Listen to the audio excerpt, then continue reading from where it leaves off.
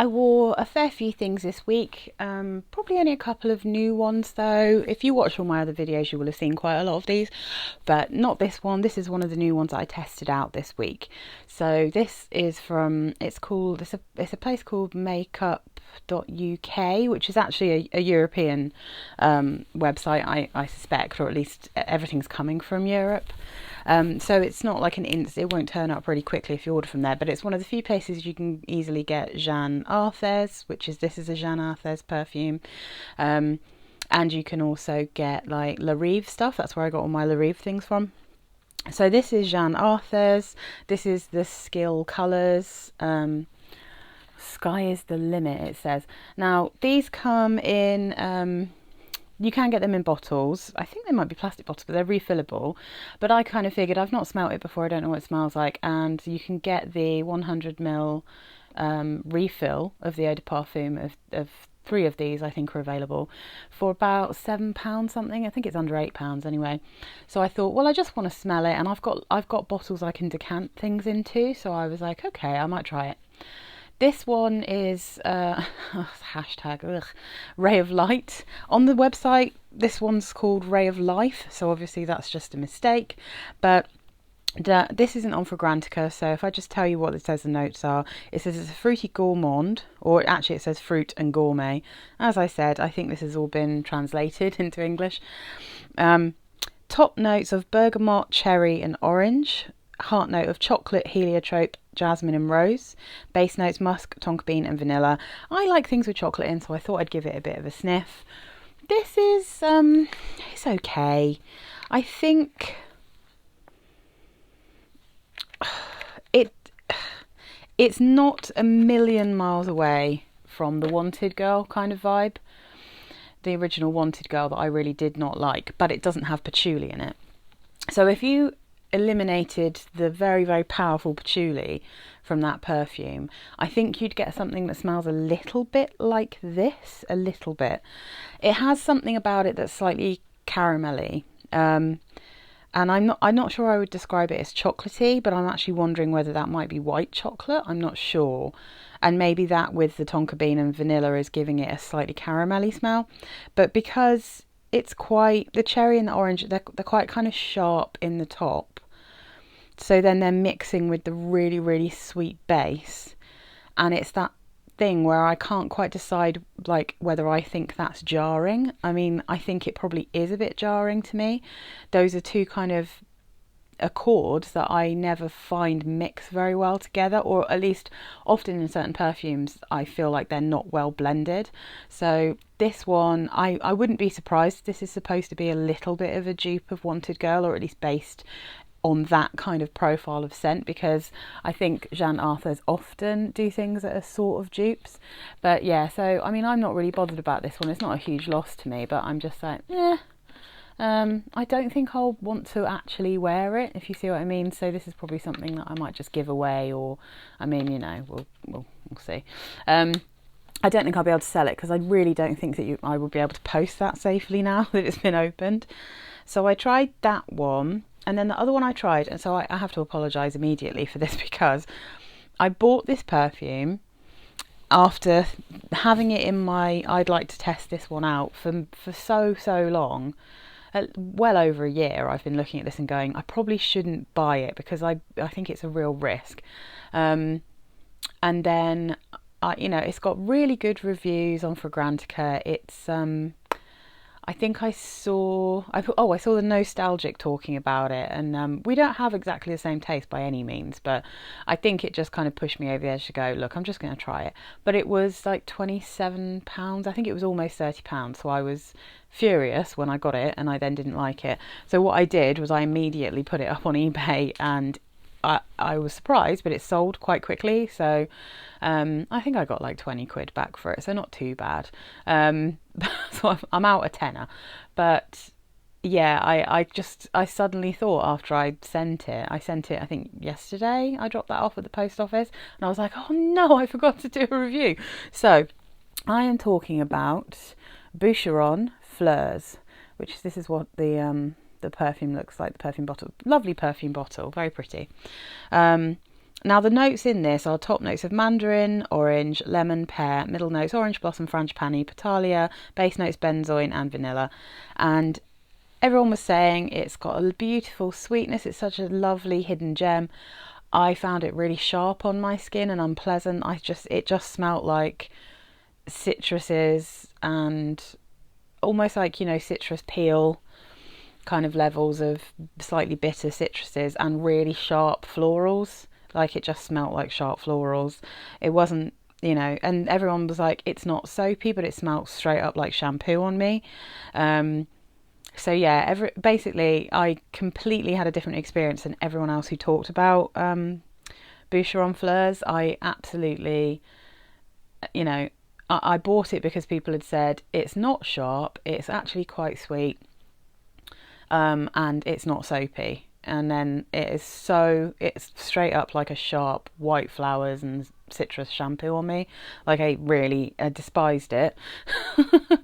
Not because I think it's a bad perfume, it's just I don't like those kind of perfumes. I'm really fussy about florals, and if it's floral and shampooy, it's just going to be an absolute disaster for me because I find them really unpleasant. Like I find that an uncomfortable scent to wear.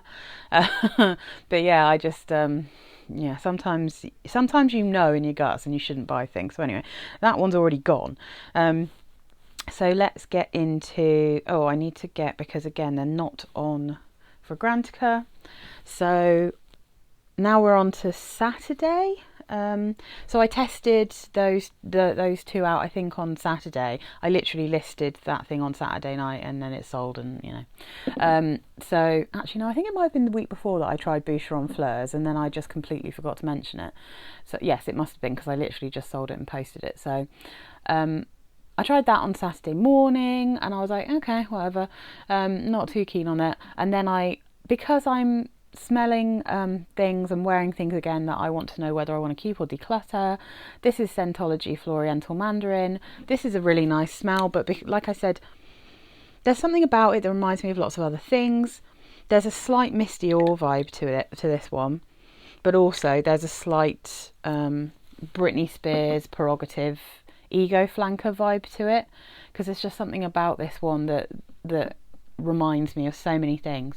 So I wore this one and I'm like, I might as well get rid of it because I'm not keen on the Misty Dior profile generally. The 2021 version I'm talking about. So the one that you can get nowadays is the Misty Dior I'm describing. And I'm also not really needing something else that smells like Ego, like the Prerogative Ego, because I really like that perfume because it has the dry down of the original, but it has this kind of profile when you first spray it. That's kind of goji berry, fruity, sweet. This one, it doesn't list having goji berries, but yeah, there's just something about this one. It does have a noticeable mandarin at first, and it's a really pretty perfume, but again, like I just don't need to keep loads of perfumes that smell kind of similar, so I probably won't keep this one. I've still got the Scentology Vanilla Latte Velvet Woods because I love that one, and to be fair, that one does smell quite a lot like the original Prerogative, but I love it. And I've still got the Lychee and Floral Bouquet because I really like that one, and I'm pretty sure that might be a bit of a kind of inspired by Delina kind of perfume. And I've still got the Neroli and Pomelo because that smells just like the Aqua Allegoria, what was it called? The Pamplemousse one, which just smells like grapefruit and neroli, and I used to have that, and I don't know if you can get it anymore, but it's very expensive if you can. So this is the only one that feels a little bit redundant to me because it smells a bit like other things, and it was never my favourite, but it's the one my boyfriend at the time, husband now, he said that when he first smelled these, that this was the one that he thought was sexy, and that's probably why I kept it. I don't think I would have kept it otherwise because of that slight Misty Dior vibe, but because I think, like I said, Prerogative Ego has enough of a vibe of this for me to get away with it. And then I have my Aqua Colonia Goji Berry perfume that has kind of something that smells a bit similar to the top of this. It has that same kind of vibe, so I just don't really need to keep this one. But anyway, if you're interested in getting this, you can still get it on Boohoo, you can get it on Beauty Base. It's £10. It's supposed to be an eau de parfum, but I would say it performs like an eau de toilette in terms of longevity and throw. It's not massively strong. It's probably the strongest of them in a way. So it's 100ml, eau de parfum. Floriental Mandarin is mandarin, clementine, bergamot, pink pepper. Heart is heliotrope, jasmine and pink rose. Base is sandalwood, tonka bean and vanilla. So yeah, I think it's a perfectly lovely perfume. It's just not one that I feel like I need to keep. So that was Saturday. Sunday, oh yes, Sunday. I was just in the mood for this. Oh my god, it's so fresh. I just woke up feeling like I wanted to be fresh and clean and lovely. I wanted to be born lovely. Absolutely delicious perfume. I love Born Lovely by Sarah Jessica Parker. It is it's such a hard one to describe because it smells like fresh wet laundry, but it's not soapy at the same time. It smells like you washed all your laundry and you've washed out all the soap, but it's left a kind of fresh laundry smell, and it's got a kind of fresh wetness to it. It doesn't smell like powdery, it's not dry. So the top notes here are peony, cassis and mandarin. Middle notes are orange blossom, freesia and honeysuckle. Base notes cedar, patchouli and caramel. And I don't get loads of cedar. I never really get loads of patchouli in Sarah Jessica Parker's perfumes. They seem to be a very small amount, I'd say, of patchouli, and it's a nice patchouli that I can deal with because I don't normally like patchouli. I don't normally like cedar. I don't normally like peony. But the caramel in this, that doesn't actually smell like caramel, sweetens everything up so that peony isn't too sharp and like punchy for me. It's like smooth and pretty and just a lovely, it just smells like pink and floral, and the cassis has a very watery, fresh blackcurrant smell to it. Again, not too sharp. There's a bit of mandarin orange. I can definitely get a sense of a bit of freesia and honeysuckle, but it's mainly peony, and it's just such a beautiful perfume. I love this one. So good if you wake up and you feel a bit, groggy or rough and you want to just smell fresh and clean. It's just perfect for smelling fresh, clean and delicious and smelling like you woke up and were born lovely.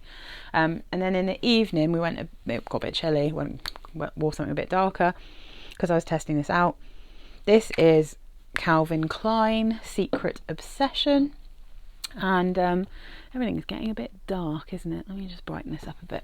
So Secret Obsession, beautiful. I love this bottle. As I said, if you watched my autumn perfumes with this in, I think this bottle is beautiful. I don't understand why anyone would make fun of it. I think it's glorious. I think there's something Arabian looking about it. It's like Arabian night style. It's an Arabian night style smell. It's spicy, but I find it incredibly soapy, and it's sort of somewhere between a shampoo-y smell and a bar soap smell in terms of its soapiness. It's just I don't know. I'm still trying to work out how I feel about it because I wore it on Saturday night, and I deliberately because I'd worn something that wasn't super sweet, because like this was super sweet. You'll see I've been wearing a lot of very comforting, very sweet perfumes. Sweet for me anyway, not necessarily sweet for other people, but very sweet for me. And because I'd worn Born Lovely, which is not ridiculously sweet, it's fresh, I thought I'd be safe to try this one out. It's still very soapy to me. It smells super aldehydic to me. It smells slightly alcoholic to me. It smells like a fortified wine, It's not like a sweet sherry kind of smell, but it's somewhere like a sherry or a port, like a maybe like a tawny port. It's probably, that's probably a good, because it's that the tawny port reminds me a little bit of a lot of sherry. So it's got that kind of vibe. It's got that kind of sharpness that you get in wines and sweet wines, but it's also got the sweetness. So it's kind of, I'm still trying to decide how I feel about it, because I kept sniffing it and thinking it was really nice, but at the same time I wouldn't say that it's something that I love, or that was particularly comfortable to me. I'm wondering if this is one that I will really like on other people and not necessarily on me. So the notes here, top notes, nutmeg, plum, mace and rose. Middle notes, tuberose, jasmine, orchid, ylang ylang and orange blossom. Base notes, sandalwood, amber, vanilla, cashmere wood, cedar, wormwood and orris. It definitely has that same kind of wormwood note that Burberry Body has, the EDT and the tender. So I think it has that same kind of slightly unusual sharp herbalness that you get from wormwood. that sort of weird absinthe, thing. It's a possibility that this actually is absinthe, like in this absinthe. I don't know how to pronounce it. Absinthe. The green wormwood madness potion, the liquor. And that might explain why this is slightly boozy, and then mixed with the plum, it gives me like a port vibe. But I think the flowers in this are very soapy. I think the spices are really pretty. The sandalwood's really pretty. There's definitely a bit of sweetness in the base. But yeah, I'm sort of undecided as to how I really feel about this one, like for long term keeping it. If I do decide to get rid of it, I will be sad because I actually love this bottle. But it's very pretty. It does smell soapy. It definitely has a soapy smell to it, that one. So that was Sunday. So on Monday to work. Beautiful, just was in the mood for, this is Brocard, my cup of tea, and this is the Sweet Home flanker from, well, I say flanker, it's a range, there's 4 in this collection. This is probably the only one that I actually, well, that's not true. I absolutely love and adore the early morning one from this collection, but I cannot get a bottle of it for love nor money. I can't get anything from Russia at the moment, and Brocard told me that these have been discontinued because I follow them on Instagram. I commented that I was really sad I couldn't get hold of the early morning, and they were like, I'm really sorry, these have been discontinued. So I'm probably never going to get, I've got a sample of that. I've actually ordered another sample just for my collection so I can actually wear it. But this is the one that I really love, that I can actually get in full bottle. This is Sweet Home. This to me smells like a tea that I have that's called Cherry Black, which is from Tea People, which is a London-based tea company, and it has rose and cherry, and it just smells sort of almondy. It smells like drinking a cup of black tea while nibbling on a cherry bakewell. So we call it our cherry bakewell tea, me and my husband, and this smells honestly exactly like it. My cup of tea by Brocard smells exactly like that tea. It's really lovely, very comforting. You can still get this from Bloom Perfumery in London. They charge a ridiculous amount for postage, which is annoying, but it's like £9 to get it posted, so it's £39. If I got this from Russia, it would be about 15. So anyway.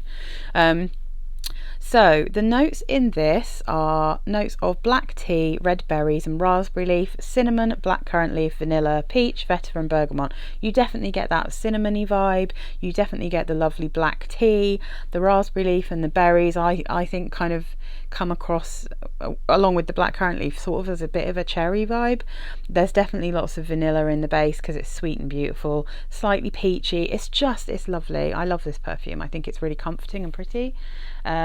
So I was wearing that one during the day to work, and then because I filmed my my woody perfumes, for my last autumn winter, I was talking about Dune, and Dune is just so beautiful.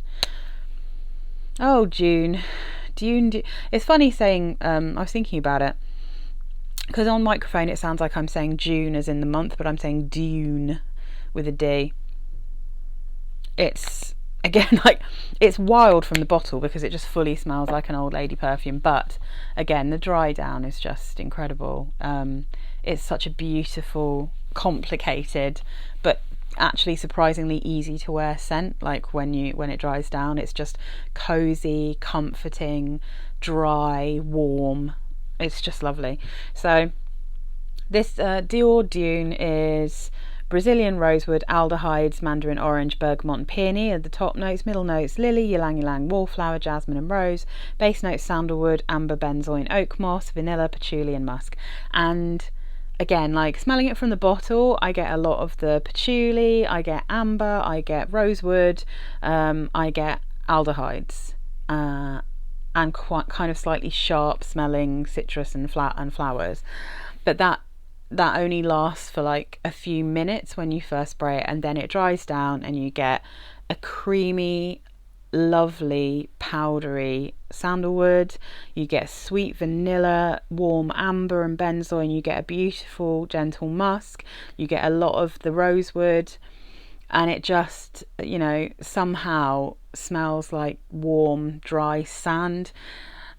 it's it's so hard to describe. It's like, you know, a I don't know, a load of sandalwood and a bunch of sand on a hot sand dune in the desert. It doesn't smell like a beach. Throwing that out there because I forgot to say that. This does not smell like a beach sand. It doesn't smell salty. It doesn't smell like seawater. It doesn't smell suntanny. It smells like, it's like the sand you'd get in a desert, you know. It's like that kind of deep, dry, sandy, woody scent. Yeah, so it's not beachy at all. And I see pictures of people with this on the beach, but you know, again, like I said, it's too much for me.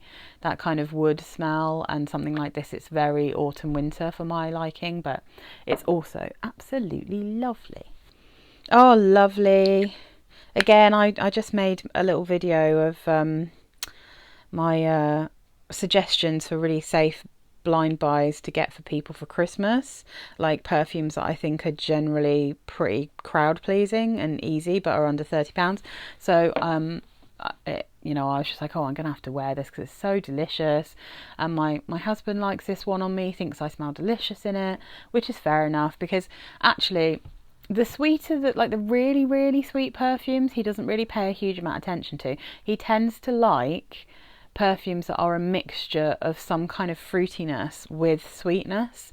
So if I just wear something that's just straight up sweet or smells like a cupcake, he doesn't really pay much attention. He tends to like me in things that are very musky, and things that are quite fruity. Yeah, I mean, everything that he's said to me that he finds sexy on me tends to be some kind of fruity musk, but this one's like a fruity almond, lime and almond, and it's lovely. The dry down is beautiful. It's nice and fresh at first, super crowd pleasing, and this was the inspiration for that video I made, because I thought, I can't think of anyone I'd give this to who I think would hate it. I think everyone would like it. I think it's like a really easy wear and a very easy reach, actually. So top notes: almond, lime and pear. Middle notes: candied almond, sugar and peony. Base notes: vanilla, tonka bean, amber and mahogany. I don't get loads of mahogany in this, to be honest, and that's when I was first buying it, that's the bit that I was a bit worried about. I thought, oh, I wonder if it's going to be really, really woody, because a lot of Burberry perfumes are really woody to me. So no, but this is perfectly easy to wear. It's absolutely delicious. So that was Tuesday's perfume of choice. I might move these to over here. Start making a bit of space. So then on Wednesday, what an absolute classic beauty. A sort of bar soapy musk with flowers and beautiful, calming, powdery chamomile and sandalwood. This is Ceruti 1881. As you can see, this was a tester bottle. I have never ever found a lid that fits this. They normally have a big old round lid, like a kind of rose goldy coloured lid. The colour of this perfume and the kind of frosted glass is a perfect example of the general vibe of this perfume. It creates a soft, powdery, beautiful, comforting scent bubble around you. It actually has a really impressive projection and an incredibly impressive longevity.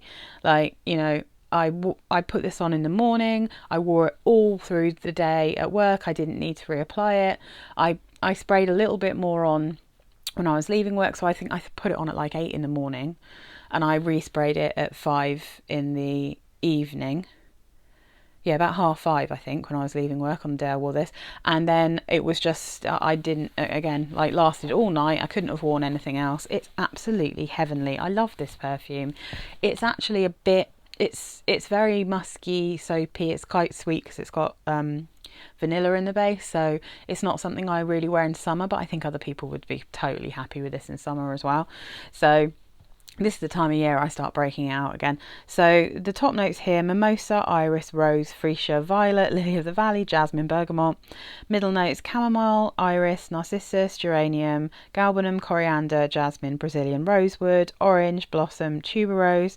Base notes: musk, sandalwood, cedar, amber and vanilla. So looking through this, yeah, there's definitely some iris in there and some mimosa, super powdery.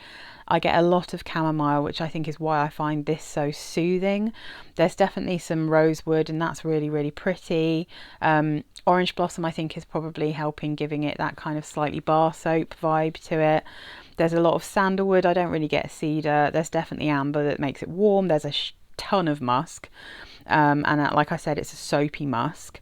And then, and I don't mean shampoo, I mean straight up bar soap, comfortable, more like a body lotion style, you know, like the way you get bar soaps that just smell like a lovely lotion or something, that kind of smell. And then there's a very noticeable vanilla in the base, but it's not overpowering, it's perfectly balanced. This is a perfume that's been around since the 90s, and it's an absolute classic banger. It is horribly underestimated. People do not talk about this, and even when I've seen some people test it, they might just say, oh, this is just this, or this is just this, or this is just a sandalwood perfume, or this is just a musk. It isn't. It's far more complicated than that. It's absolutely beautiful. I think maybe when you first spray it, it might smell a bit old-fashioned, but not for long. And the trick with this one, as with many perfumes, is that you need to put it on your skin. If you do not put it on your skin, you're not going to be able to at all understand what is the beauty of this perfume. That musk develops and starts to smell so glorious, like it just blossoms on your skin into a powdery, cozy scent bubble from heaven. It's honestly, it's like fully like getting into a like bed and pulling up your silk quilt over you, you know. It's so delicious. I'm obsessed and I love it, and I'm so happy that it's the right type of weather for me to start wearing it again. So that's Ceruti 1881. And then, well, because I was in a kind of soft powdery scent bubble mood, I then wore Stash Unspoken, which I'm just obsessed with. I just love the Stash perfumes.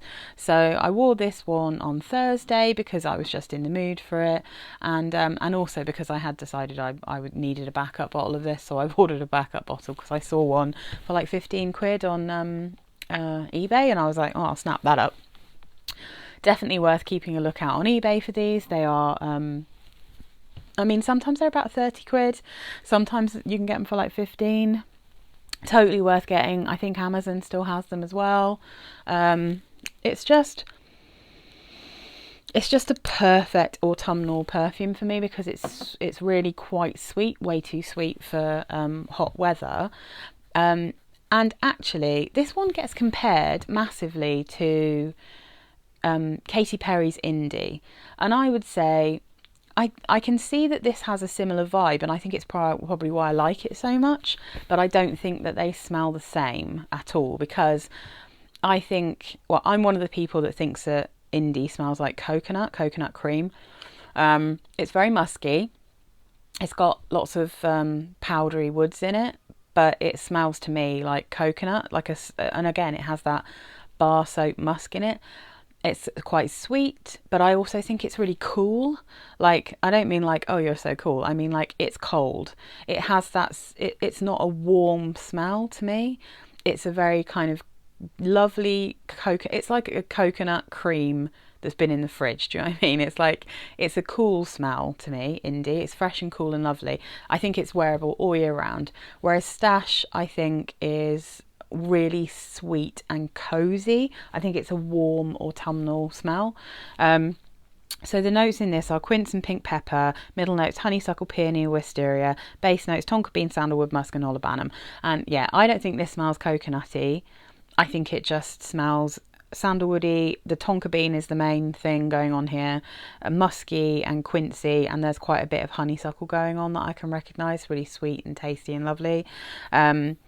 It's just a really easy perfume to wear for me when it's warm, when it's not too warm, because it's just so tonka beany, so sweet. So let's see if I can actually make space without knocking everything over. So then on Friday, I wanted to mix it up a bit. Oh, so delicious. Now, I absolutely would have put this into my autumn winter perfumes, because this is warm spicy, but it's also a limited edition. I checked, you can actually buy a tester bottle like the one I've got actually from eBay, but obviously it's going to be quite tricky to get hold of. But this is Aqua Colonia. This is red apple and chili. Now, because this is an Aqua Colonia, you can obviously just blatantly wear it any time of year, because it's a cologne, so it's light. But for an Aqua Colonia, it's actually quite strong. It's quite long lasting. And the reason it has such a lovely autumnal vibe is because it's very obviously red apple, and it's very obviously got a kind of hot, warming chili pepper in it. Like, you get both of those notes, absolutely, you get them. And it's honestly, it's such a perfect thing for autumn. Like, I know I wore this when it was hot and it's really nice, but it's so much better at this time of year. Like, it's just so perfect for autumn. It's like almost Halloweeny. It's like spicy and beautiful. They don't give you any other notes in this, but it's a very sweet, very obviously red apple and then red chili pepper. So you get that slight vegetal smell that you get with like any kind of red pepper, or even like bell peppers. But then you get you do get a sense of that heat from the chili, and it's just amazing. It's such a good one. It's a real shame that it's not part of the permanent collection, because I think it would probably be quite popular. I think it's really nice. If it sounds good to you, if you like the sound of it, definitely go and have a look for it on eBay. I think you can get because these are like 170ml, these big bottles. Does it actually say on it? It's a tester bottle, so it doesn't really have a huge amount of information. But I think this is 170ml, and I think you can get them for about £35. The tester bottles of this size, and I would say this is actually like for 35 quid. I'm happy to spend that on 170ml or something that I actually like. So I think it's not a bad price at all. For most people, that would still be very, very budget friendly. But you know me, like anything over £30, I really, really think about it quite seriously before I buy it. But I think it's lovely. I think it's so warming. I really enjoyed wearing it. It gave me that lush vibe that I like of wearing something really sweet and fruity. And I do love a fruity perfume. I really love a fruity perfume. But they tend to be a little bit more summery, like spring summery for me, fruity perfumes. And this is a perfect combination of being able to wear a beautiful sweet fruity perfume, but then also having that warm spicy vibe that goes so nicely in autumn when the chill's in the air, So yeah, that was my perfumes for this week. And I've on Wednesday, I think I've got my gift guide, my little gift guide coming up, which I totally forgot to put my Vera Wang Embrace French lavender and tuberose in, but I did. I've put a little note on the video because I took it out to put it in the video, and then I left it on the shelf because I'm an idiot. But that one is definitely a pretty safe blind buy, I think, for pretty much anyone who, it's just so infinitely wearable. It's delicious. But anyway, yeah, so that will be up on Wednesday. I've got so much lined up for you to watch, but this was this week. Absolutely lovely perfumes, some that have been in my collection for just like forever, and some that you saw me get and discover. So a really nice week, and it's still quite warm here. So it's still like 18 degrees, so I don't know when I'm really going to be able to get into my super like deep dark perfumes, but I just want to wear Poison one evening. But anyway, hopefully when it starts getting colder, you'll see like a bit of a change in my perfumes of choice.